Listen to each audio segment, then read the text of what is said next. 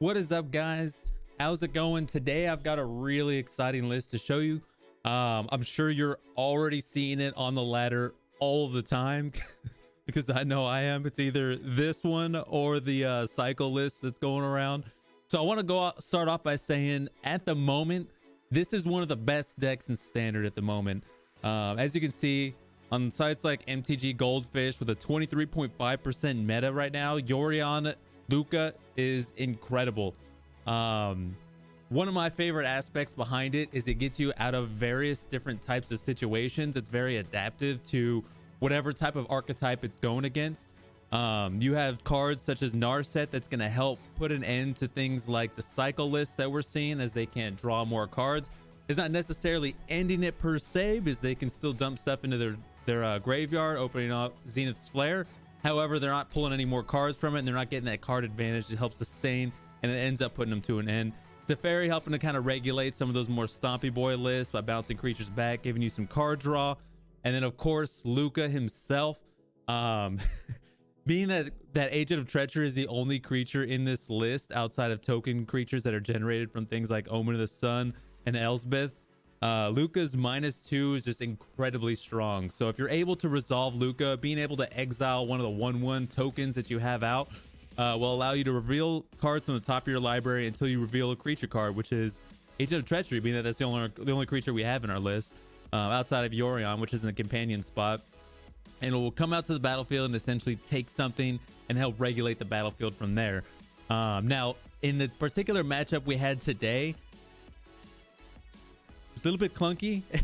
And I will say I did punt game 2. I should have went 2-0. I just forgot about Mystical Disputes, and you can just pay the 3 and the spell wouldn't be countered. And I was playing around it completely wrong. So without further ado, oh, actually, I'm sorry. Let's go ahead and take a look at the sideboard real quick. I guess we do have Aether Gust, which comes in really strong versus some of the mono green lists we're coming against, such as Shifting Ceratops or a plethora of other cards that will allow us to either force them to put it at the top of their library or at the bottom. Either way, they'll be a turn behind. Mystical Dispute, or a little bit more so on the control matchups, which we actually do board in versus this particular match. Deafening Clarion actually goes pretty solid against some of the cycle lists. If the Fox gets a little bit out of hand, you're at least able to clear out everything else. Dream Trawler, of course, just broken as it is. And then Omen of the Forge. So, all right, so let's go ahead and dive straight into it. I'm really excited to showcase like some of the ways to get out of situations. And in this particular matchup, we did find ourselves in a couple different predicaments. We do have something I did forget to mention: Elspeth's Conqueror's Death, aka ECD, something that triggers on permanents that are converted mana cost 4 or greater. Excuse me, it might be 3 or greater. It is 3 or greater, which actually synergizes well with both Teferi, excuse me, as well as Yorion, as being able to get 2 triggers out of it. So it looks like we are on the play here. All right, so opening hand, it's okay. We get some 1/1 soldiers to, I guess, establish some type of board state there, as well as Narset. At the moment, we don't know what we're going up against. I'm seeing blue-green, so I'm liking the idea of Narset being resolved, so that way we can work around those growth spirals, or whatever kind of draw power he's getting, Euros, etc., etc. So I'm gonna go ahead and play my planes. I'm going to attempt to resolve Narset. I do have in mind that it could be countered. We could be looking at like a negate or a Mystical Dispute. However, being that we do have Lukka in hand, I'm like, okay, maybe we wait just a little bit longer and try and pull the counter magic then with Narset. And then we can also leave Omen of the Sun out, so that way we can cast it during his turn. So that way, once we are able to eventually resolve Lukka, then we already have our 1/1 tokens out that we don't necessarily have to worry about like figuring out when we're going to get them out there. So we're going to go ahead and get them out now, as well as being able to apply pressure on the battlefield here by swinging for 2. Looking at my cards right now, I'm like, okay, I could start to try and pull counter magic with Narset. We still have 2 more turns before we're able to play Lukka anyway, so now's the time to start going ahead and see what we can pull out. Deciding if I need a 4th mana. I don't think I do. If I try and jam Narset here, I mean, I don't have a 1-turn play. Same goes with Omen of the Sun. I'm okay with just having 3 open mana. I guess it does kind of flex a little bit in regards to like maybe leaving up for a potential mystical dispute, but I don't know if it's worth the 2 life payment there. So I'm going to swing first to see if he casts anything.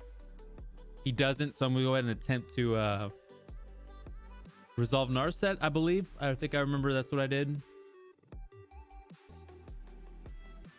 Thinking to myself, either one's an okay play. I want to start pulling counter magic though. Next turn, we'll have one more attempt at counter magic and then Lukka. So he gets Growth Spiral, and it looks like he does hit a mystical dispute. Sure. What kind of makes me think that he might have top decked that is because of the fact that he played the Growth Spiral first instead of just being like, oh. Not saying that's what happened, but it's what it kind of felt like. All right, so we have 5 mana showing. Lukka's technically online. He has 4 mana open as well. I don't know if I like the idea of attempting Lukka in this particular situation, being that he did show the mystical dispute. But I'm going to go ahead and attempt it anyway.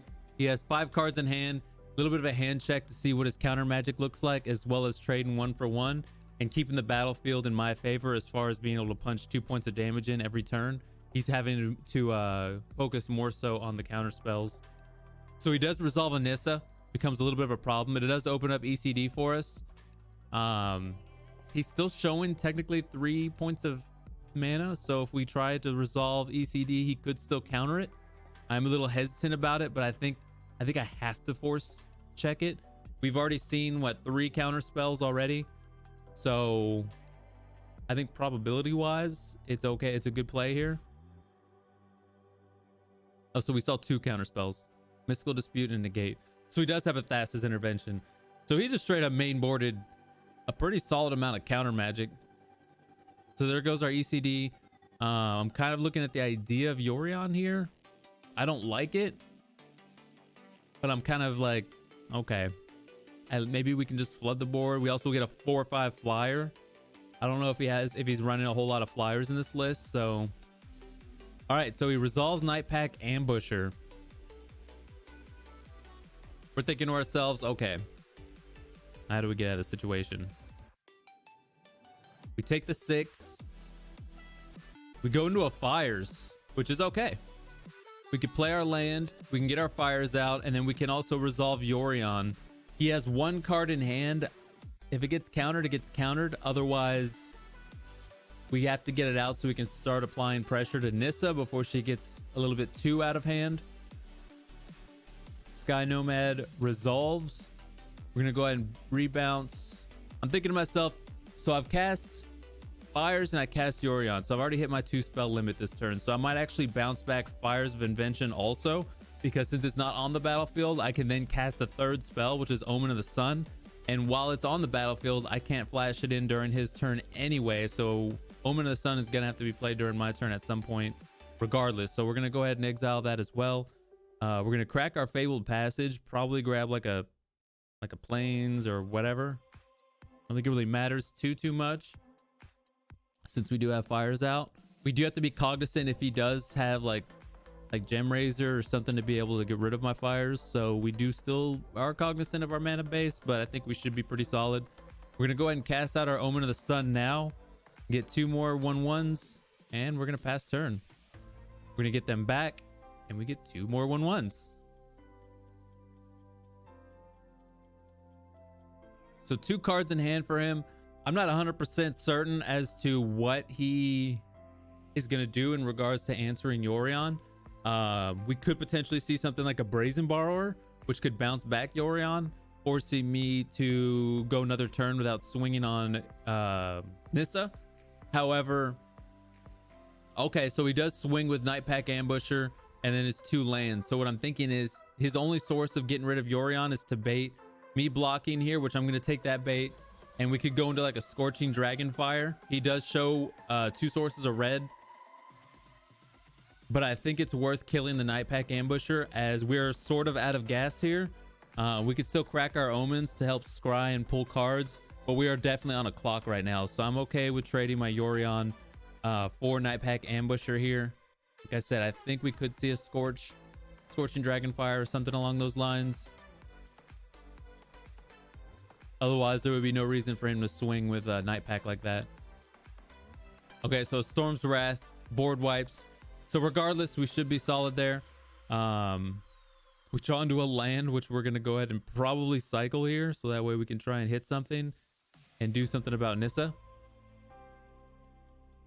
So he's going to scry 2 with his Castle Vantress. So we hit a Agent of Treachery. He has no cards in hand. This is a great opportunity. A lot of times, usually your agents, you find yourself stealing their lands quite a bit. But in this particular situation, with the only answer anyone has against each other right now is Nissa. Whoever controls Nissa controls the board state. He has a Wilderness Reclamation. He has no cards in hand, and he does have mana. I think grabbing Nissa, forcing him to deal with her with essentially coming down to the top deck, as well as the creatures she's generating, I think is a superior play here, overtaking any of his lands or any of that stuff. So we're going to go ahead and crack our Omen of the Sun, see what we can scry into.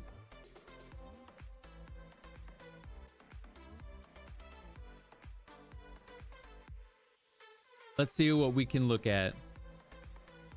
Omen of the Sea is okay, but we're going to go ahead and bottom it. I actually probably should have kept it there. That was a bad move on my part. Omen of the Sea is a lot like Ops. It's one of those cards that you just really shouldn't be scrying to the bottom. It's cheap, able to draw cards, look at cards before you draw them. It's a really strong card, so that was a mistake on my part. So we're gonna create a 3/3 from one of our planes, swing in for 6, 7, 8 points of damage, put him down to 3. And we're not necessarily super worried about the board wipe here, right? He could come into another sweep. We would lose all our creatures, but we'd still maintain Nissa. So he did keep 2 cards on the top of his library. I'm kind of wondering what he's trying to get. I think either way, there's nothing he could really do. I think he could try and kill Nissa.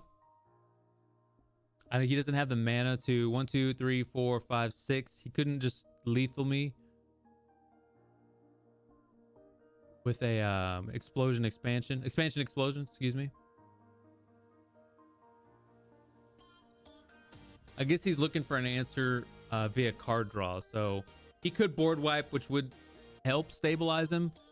I think his plan is to explosion on Nissa, which means I can't generate any more 3/3s. He's hoping to draw into like a Deafening Clarion or another board sweep, so that way he can stabilize at that point. He just pulls into a Scorching Dragonfire, which is going to take out my agent, and either way, it's not going to be enough to keep him from dying. So we're going to go into game 2. Up against this list, I think I like the idea of getting Mystical Disputes in, as he does seem to tap out whenever he draws into his Nissa, and that could be a good answer for her, so that way we can be a little bit more preventative versus reactive. Narset I really like here. ECD is okay. Normal Elspeth generates 1/1 tokens for us, so that way it puts Lukka online a little bit better. I like Shark Typhoon as well, because it also gives us some flyers, so we can attack over like his land creatures or even Uro. So it's a little bit of a difficult call. I think the Birth of Meletis might be good to remove and put some board in some Mystical Disputes. I also wouldn't be super against Clarions, but it's not going to be as strong as we're kind of hoping for. So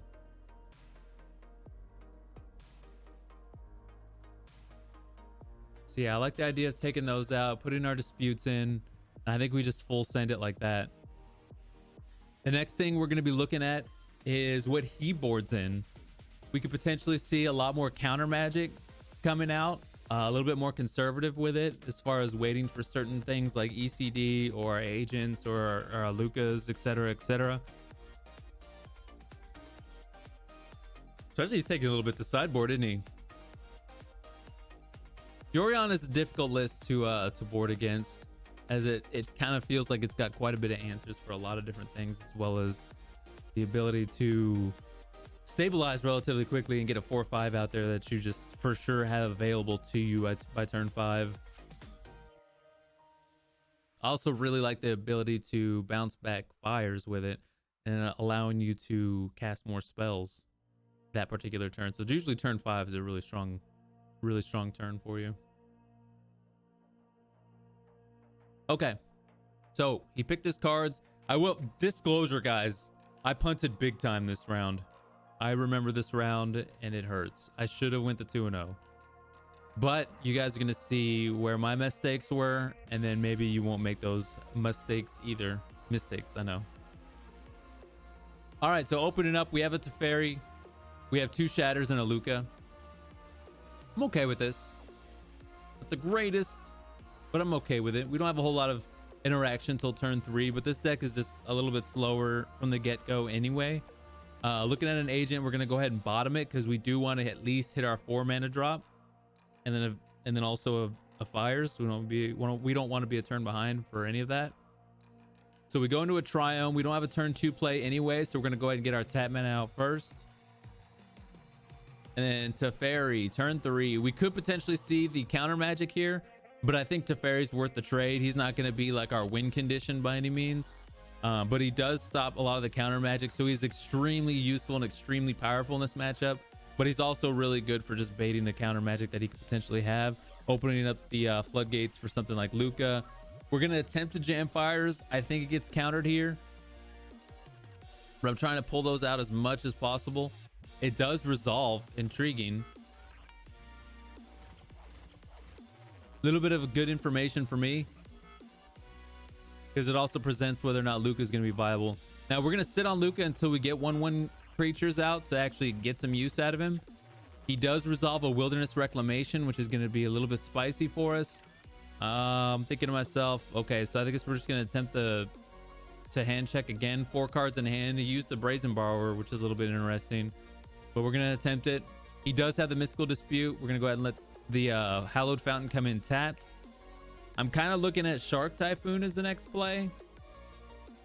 Okay, so we know for certain that he's going to get another Mystical Dispute in play. He gets a Nissa resolved. 1, 2, 3, 4, 5. Okay, so what are my options here? I'm thinking maybe a Shark Typhoon. I don't know if I want a 1-for-1 Shatter. If I play Shark Typhoon, I'm looking at a 3 creature. I could trade for a island here. Now here's where I punt. I forget that you could just pay 3 mana whenever someone resolves a Mystical Dispute on you, and I keep playing around it as though it's like a hard counter magic, and that's where my issue becomes.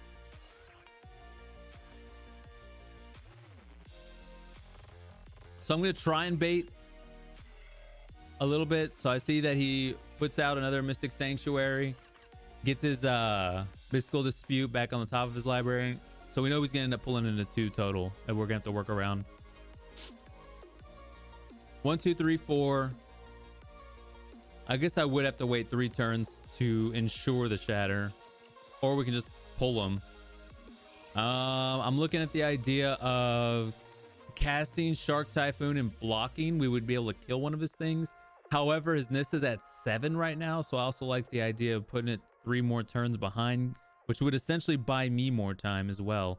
So we're going to go ahead and cast our Shark Typhoon, or excuse me, we're going to cycle it so we can get a 3/3 out.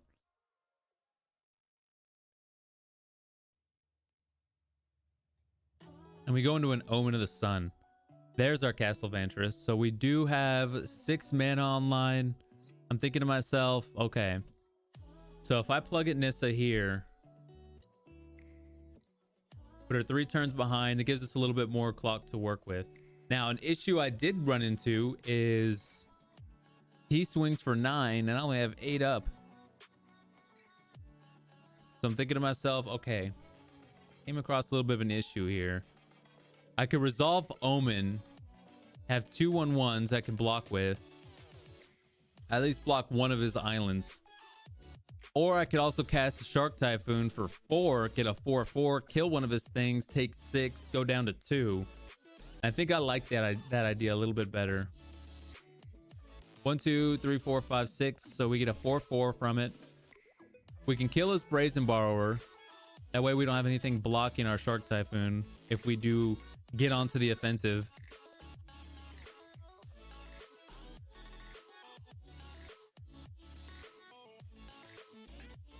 I think he was trying to cycle into like another Brazen Borrower or something. So we end up killing his. He gets an Uro out, not for the escape cost, so it'll go back to the bin, but he gets some draw power out of it. This is where Narset would really come in handy too, with the amount of cards he's pulling.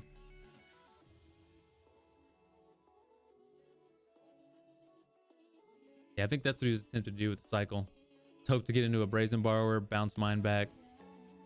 So I'm gonna put a Castle Vantress out. Here's another point where I think I punted, because I could have just swung with both sharks, killed Nissa, and then shattered. I have the mana for it. I have 4, 5, 6, 7, so I could have cast Shatter, and then he would have done Mystical Dispute. I guess that's not true. He's showing 6.6 mana, so he could just double cast Mystical Dispute, and I would lose either way. I could have also just shattered Mystical Dispute into an Omen and been able to show blockers, or I could have shattered. No, I couldn't do Shatter and the 1/1s, because I do have Castle Ardenvale, I think is what it's called. I could just make a 1/1 blocker and then block. I think this is where I punted. I attempt to shatter. He just straight negates it. I'm like, sure.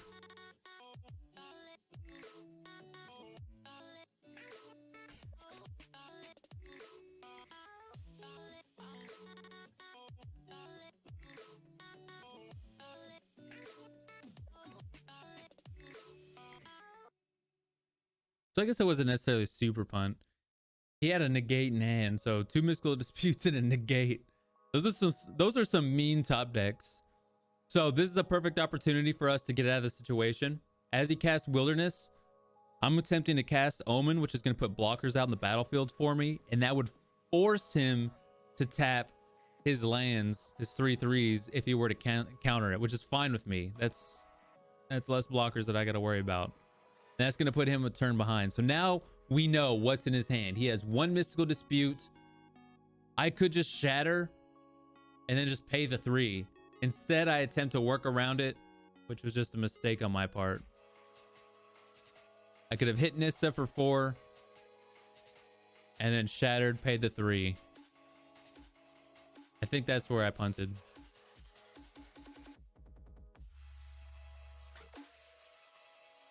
One, 2, 3, 4, 5, 6, 7. So yeah, plenty.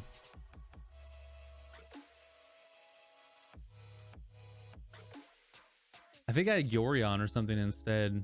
I don't remember what I do here. All right, so I could drop a Fable Passage, crack it for a mana. That way we're drawing a little bit more consistently.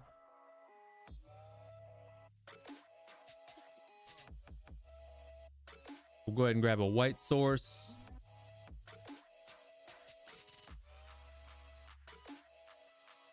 I think I end up making a 1/1 maybe? I don't remember what I do here.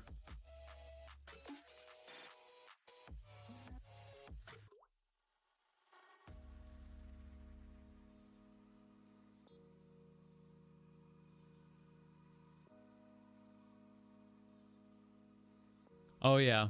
Yeah, I could just make a 1/1. So I was thinking to myself, I'm just gonna make a 1/1 during his turn and block, but I forgot Nissa just makes another 3/3 and then just swings wide.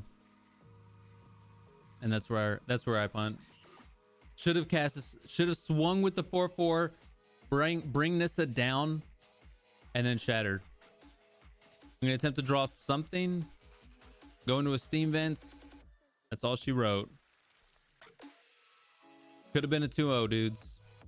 I mean, assuming we would have pulled something. I mean, we had to have been able. So we have a Castle Ardenvale, and we had the Lukka. So I think next turn, so we would have shattered, wiped, gone to his turn. I think we would have. We'd have to generate the 1/1 first before Lukka. So I guess we were 2 turns behind the Lukka. Probably steal like a. I wonder. Honestly, I think by then he probably would have had Uro out. Could have stolen an Uro or probably just taken Nissa. No, he wouldn't have had Uro because he was down to 3 lands by that point. Oh, 2 lands because he made the next one. All right, so we'll take the play here. I kind of like this curve, opening up with an Omen of the Sun into a Teferi. Depending on what he's showing, probably a Teferi first. Kind of flex a little bit, kind of pull a little bit of the counter magic you potentially have. As I don't really see him playing anything turn 1-2 outside of counter magic. All right, so we're looking at a Castle Vantress. I think I like it on top. We want to ensure our 4th mana play. We could play anything in our hand just about. I mean, we're one behind ECD, but I'm not too worried about it. We'll go ahead and put out Hallowed Fountain, so that way we can have Omen of the Sea online. We can look at the next 2 cards and draw.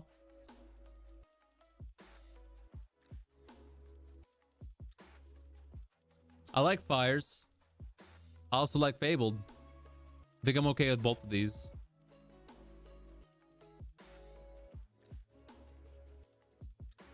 All right, so we're gonna attempt the counter magic, and since we did pull into a Fires, another opportunity to help drain his hand of that with Teferi play. So I'm gonna go ahead and attempt to resolve it here.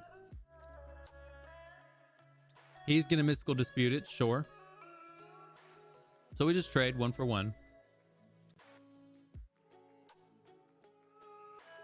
So we see the Uro come out. He's gonna draw a card, gain 3 life, and be able to put another land on the battlefield. That's something we're also looking for. Does he drop that mana? Or does he have interaction spells in his hand? So he does drop. He does play a mana, 3 cards in hand, and an Uro in bin. So we're gonna play this out. We're gonna crack it open. I think we're gonna grab a white source so that way we know ECD's online. Plus we have a Steam Vents in hand too, so we're not necessarily super worried about the red sources. Fires resolves. We're gonna go ahead and cast the Omen of the Sea out.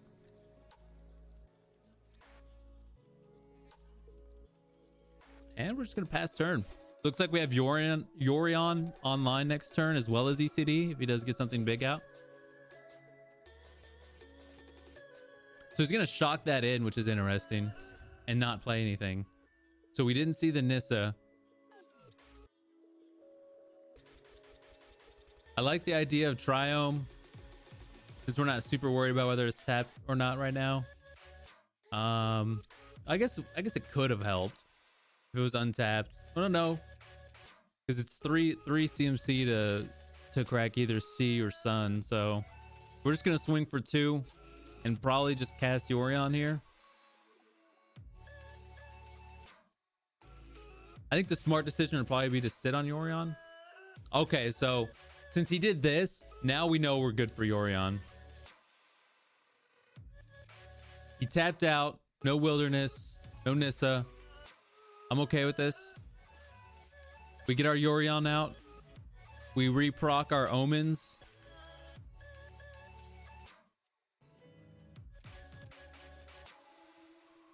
I don't want to ECD yet, as it's not going to really give us any value other than maybe slow him down on counter spells, but even then looks like he's got a pretty solid amount of mana base already. So we'll go ahead and get Yorion. We'll get to Scry again. We'll get to get 2 more 1/1s.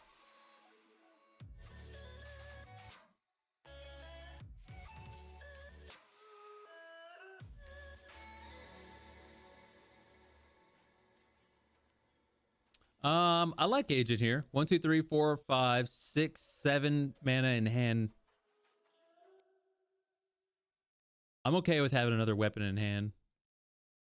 We don't want to like just hold off for him to play on Lukka, so having 1 in hand while we have 4 in the list is pretty solid. So he gets his Nissa out. I'm looking at this as an opportunity of, I just drew an Agent of Treachery. He just tapped out to play Nissa. I'm liking where this is going. Once again, we're not stealing one of his lands. Instead, we just steal his Nissa. So I really like this play. We could also just ECD. We do have to be cognizant of, he could have counter magic online. That Triome could tap for 2. So something we have to be careful with.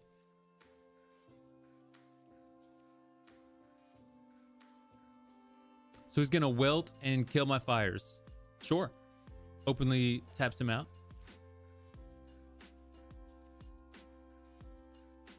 Thinking what I could do. If I just crack Omen here.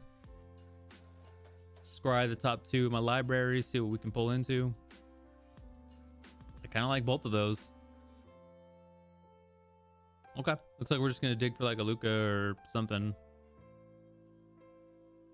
1, 2, 3, 4, 5. That's why, because we're 2 turns behind from Agent. That's what it was. That's why I put him to the back. Because I can't play him now anyway. 1, 2, 3, 4, 5, 6, 7. It takes to cast Agent.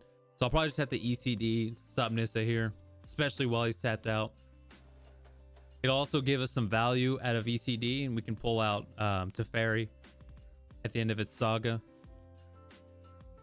Looking at the bottom. I don't really mind if those get shuffled back in at this point. So we'll go ahead and probably crack Fabled Passage here.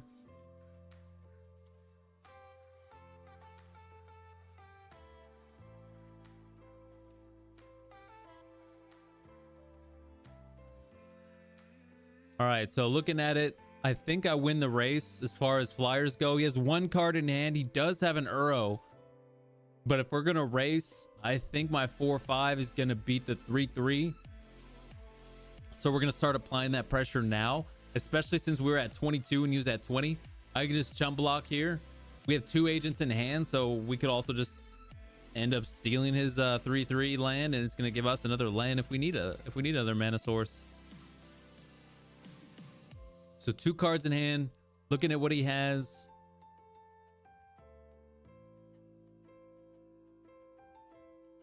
He goes Explosion. He's trying to draw cards. He takes out one of my 1/1s so that way he can put an end to this race sooner than later. We do draw into a Narset, which I like. It stops his card draw, but I think we apply just a little bit more pressure while he's tapped out by playing Agent of Treachery and taking his Triome that has 3 1/1 counters on it. Especially with him pinging our 1/1, we're a little bit on the clock as far as what he can take. I'm initially liking the idea of taking his 3/3 flyer. However, he's going to eventually have to block with it. I also like the idea of making him have 1 less mana. He's going to call it. Good game. And I'm pretty sure at this point you just got to scoop.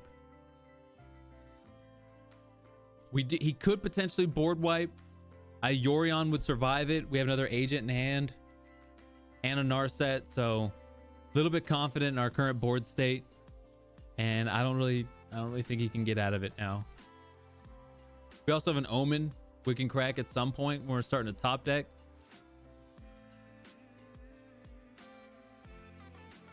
Yeah, looking at our graveyard, we probably just pull a Teferi out, and then we're gonna get the win. So he does scoop. Step into the office, guys. I appreciate y'all for tuning in today. As you can see, it's a very versatile list.